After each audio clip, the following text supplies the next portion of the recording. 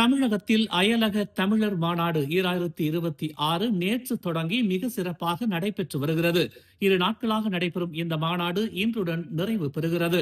சென்னை நந்தம்பாக்கத்தில் உள்ள வர்த்தக மையத்தில் நடைபெற்று வரும் இம்மாநாட்டில் பங்கு கொள்ளவும் தங்களின் தொப்புள் கொடி உறவை புதுப்பிக்கவும் உலகம் முழுவதிலும் இருந்து ஆயிரக்கணக்கான பேராளர்கள் சென்னைக்கு வருகை தந்துள்ளனர். இந்த விழாவினை தமிழக துணை முதலமைச்சர் உதயநிதி ஸ்டாலின் தொடக்கி வைத்தார். அனைவருக்கும் புத்தாண்டு மற்றும் பொங்கல் வாழ்த்துக்களை தெரிவித்துக் கொண்ட அவர் இந்த மாநாட்டின் அவசியம் குறித்து எடுத்துரைத்தார்.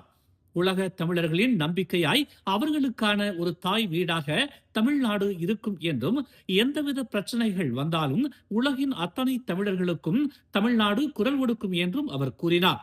அண்மையில் உக்ரைன் போன்ற நாடுகளில் சிக்கிய நம் தமிழ் சொந்தங்களை தமிழக அரசு மிக நேர்த்தியாக மீட்டுக் கொண்டு வந்ததை அவர் நினைவு கூர்ந்தார். மேலும் வெளிநாட்டு வாழ் தமிழர்கள் தமிழகத்தில் முதலீடு செய்ய வேண்டும் என்றும், இது தமிழக முதலமைச்சரின் விருப்பம் என்றும் அவர் தெரிவித்தார். உலக தமிழர்களுக்காக தமிழக அரசின் சார்பில் ஒரு அடையாள அட்டை வழங்கும் எண்ணம் இருப்பதையும் அவர் சுட்டிக்காட்டினார். பாரம்பரிய கலை விழாக்களோடு நடைபெற்ற இந்த விழாவில் மலேசியாவில் இருந்து மட்டும் 500க்கும் மேற்பட்ட பேராளர்கள் கலந்து கொண்டுள்ளனர் என்பது குறிப்பிடத்தக்கது. மலேசியாவில் இருந்து ஓம்ஸ் அறவாரிய தலைவரும் மலேசிய அரிமா சங்கத்தின் தோற்றுநருமான ஓம்ஸ் பா தியாகராஜன் உட்பட பல முக்கிய தலைவர்கள் கலந்து கொண்டனர். ஓம்ஸ் தியாகராஜன் அங்குள்ள சில முக்கிய தலைவர்களை சந்தித்து உரையாடினார். நாட்டின் தலைநகரான Kuala Lumpur, Selangor, Johor, Negeri Sembilan, Malacca, Pahang, Penang, Perak, Kedah ஆகிய மாநிலங்களில் இருந்து ஏராளமானோர் சென்னையில் குவிந்துள்ளனர்.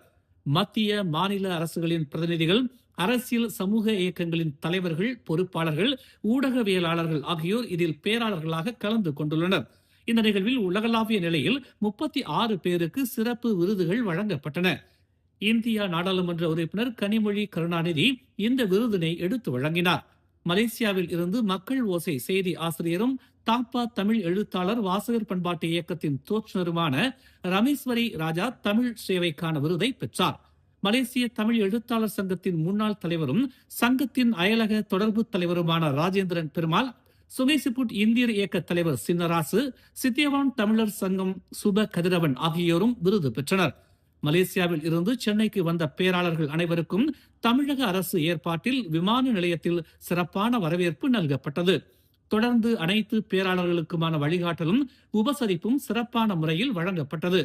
மு.க. ஸ்டாலின் தலைமையில் திமுக அரசு பதவியேற்ற பின் தொடர்ந்து 4வது முறையாக இந்த அயலக தமிழர் மாநாடு நடைபெறுவதன் தொடர்பில் புத்தக கண்காட்சியும் ஏற்பாடு செய்யப்பட்டுள்ளது.